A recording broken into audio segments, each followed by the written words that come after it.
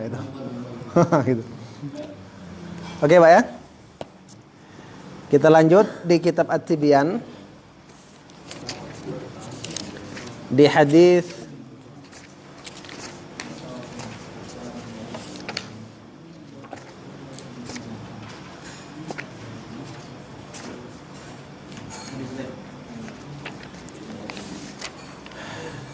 halaman berapa tuh? 41 Pak ya. Ya, hadis Ibnu Umar bin Khattab ya, Umar ibnul Khattab. Qala al-musannif rahimahullahu taala an Umar ibnul Khattab radhiyallahu anhu anna an-nabiyya sallallahu alaihi wasallam qala inna Allaha yarfa'u bihadzal kitabi aqwaman wa yadh'u bihi akharin. Sesungguhnya Allah Subhanahu wa taala itu yarfa', mengangkat bihadzal kitab, dengan kitab ini, dengan Al-Qur'an, aqwaman, beberapa kaum, wa yadh'u bihi akharin, dan merendahkan dengan Al-Qur'an ini kaum yang lain. Jadi artinya orang itu dengan Quran bisa mulia, tapi dengan Quran juga bisa celaka gitu. Nah, tergantung kita mau pilih yang mana kan itu kan. An Abi Umamah Al-Bahili radhiyallahu anhu. Abu Umamah Al-Bahili itu namanya Sudai ibnu Ajlan. Jadi mansub ila Bahilah, qabilatun ma'rufah. Jadi beliau ini dari satu kabilah terkenal, dinisbahkan kepada kabilah Bahilah. Maka namanya Al-Bahili. Jadi kalau kita Ustadz Bajuri Al-Banjari kan itu kan, Al-Banjari, kabilah Banjar gitu kan. Gitu. Jadi Al-Bahili itu kabilah gitu. Ustadz Natra Al-Mandili kan itu kan, kabilah Mendiling gitu.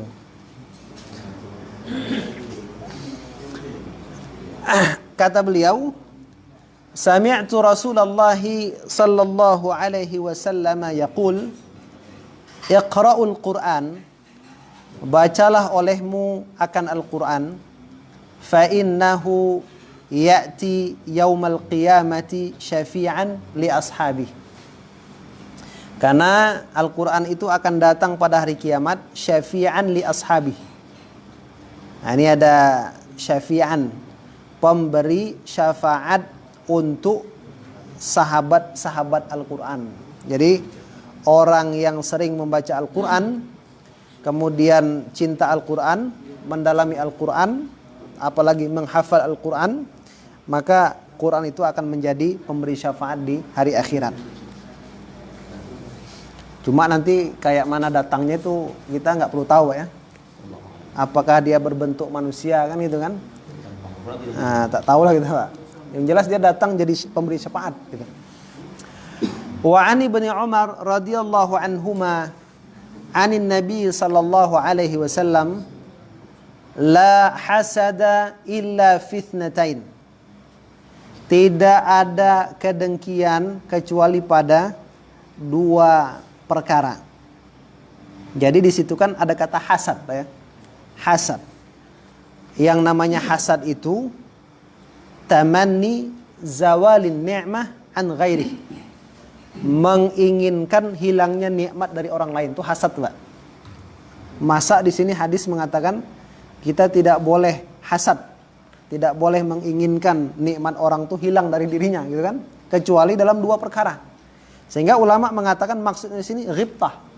Jadi hasad itu bukan hasad sesungguhnya, tapi ghibtah. Ghibtah itu tamanni mithliha min ghairi zawaliha. Jadi menginginkan bagaimana nikmat orang itu bisa kita dapatkan seperti dia mendapatkan. Jadi nikmat berlomba-lomba gitu untuk mendapatkan nikmat tanpa mengharapkan hilangnya nikmat orang lain. Itu yang boleh, Pak. Jadi maksud hasad di situ ghibtah, berlomba-lomba. Tidak boleh hasad dalam arti dalam arti kinayah, kiasan, kecuali pada dua golongan. Rajulun atahullahul Qur'an. Kepada seorang yang Allah berikan Quran. Ini boleh kita nih, Pak. Ada rasa iri sedikit gitu kan. Kalau bahasa Medannya ange gitu kan. Agak ange gitu kan. Orang yang Allah berikan Al-Quran, fahuwa yaqumu bihi ana al-lail wa ana an-nahar. Dia mengamalkan Quran itu ana al-lail. Itu waktu malam, wa ana an-nahar pada waktu siang. Yang kedua, wa rajulun atahu Allahu malan. Orang yang Allah berikan harta, fahuwa yunfiquhu, lalu dia menginfakannya ana al-lail wa ana an-nahar, pada waktu malam dan pada waktu siang. Nah, jadi kalau yang ini Pak, silahkan kita berlomba-lomba gitu.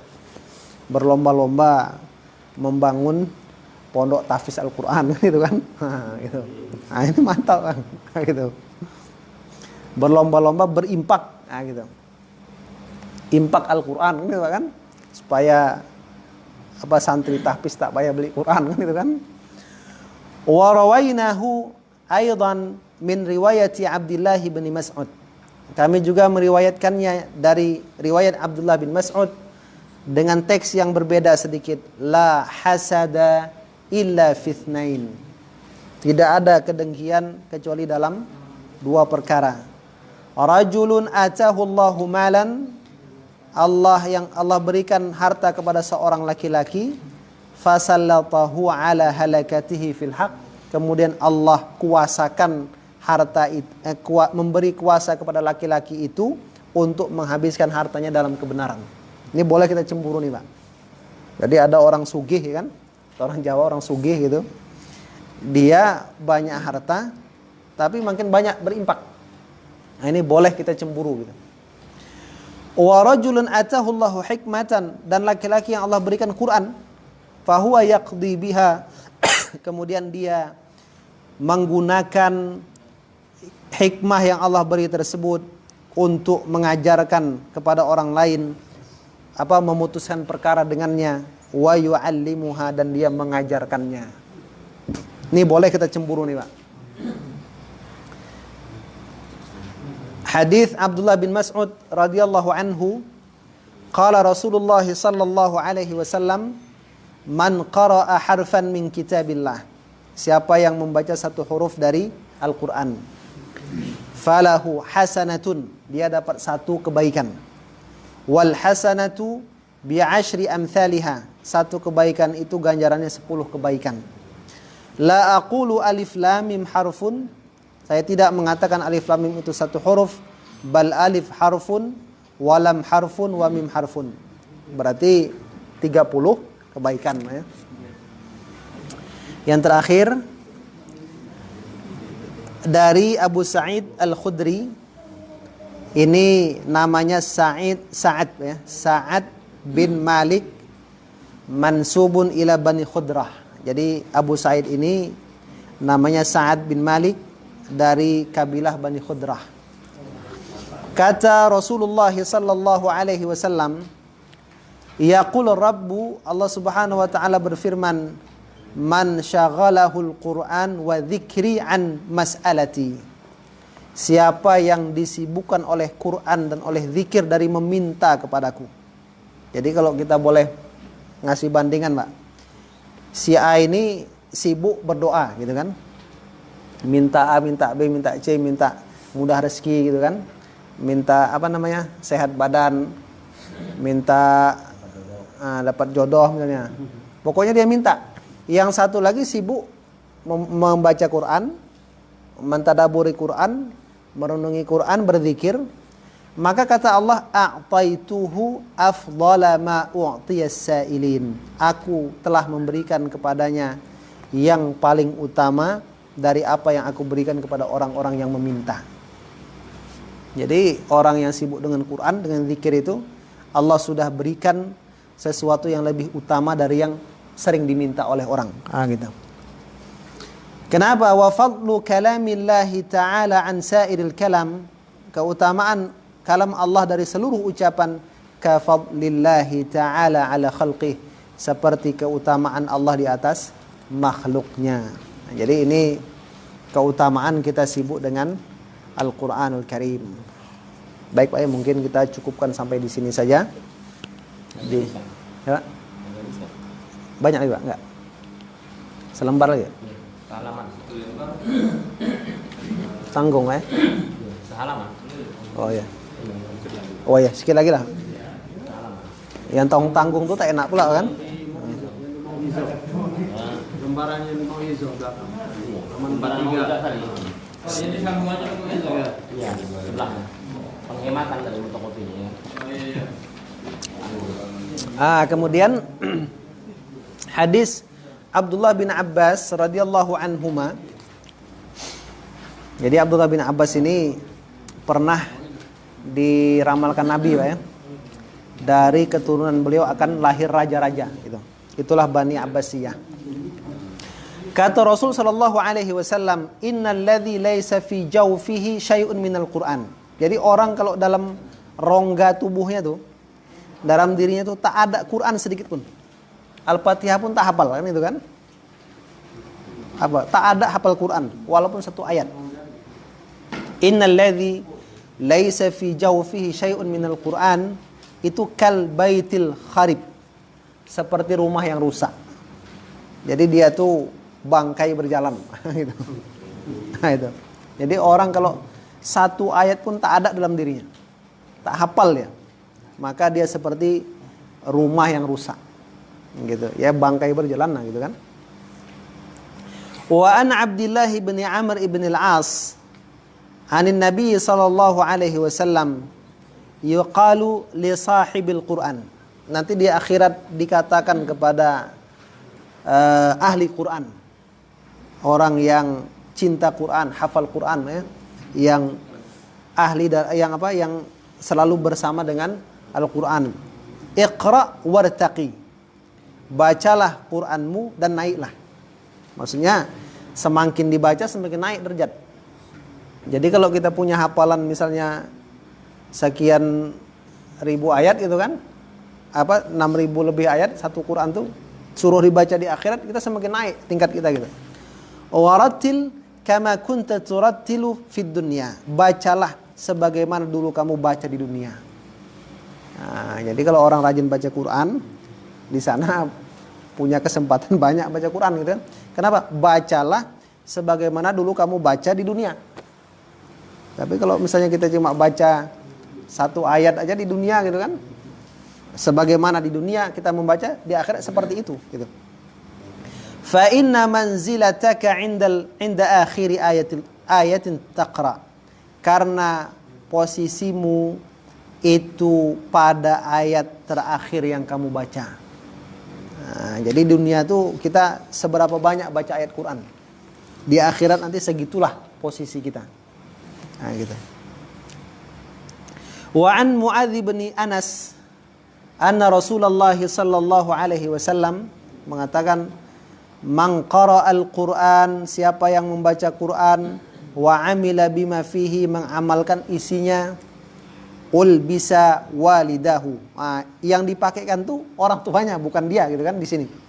Dipakaikan orang tuanya itu tajan yaumil qiyamah, mahkota. Anak yang baca Quran yang dapat mahkota orang tua. Gitu. Dau'uhu ahsanu min dau'i syams.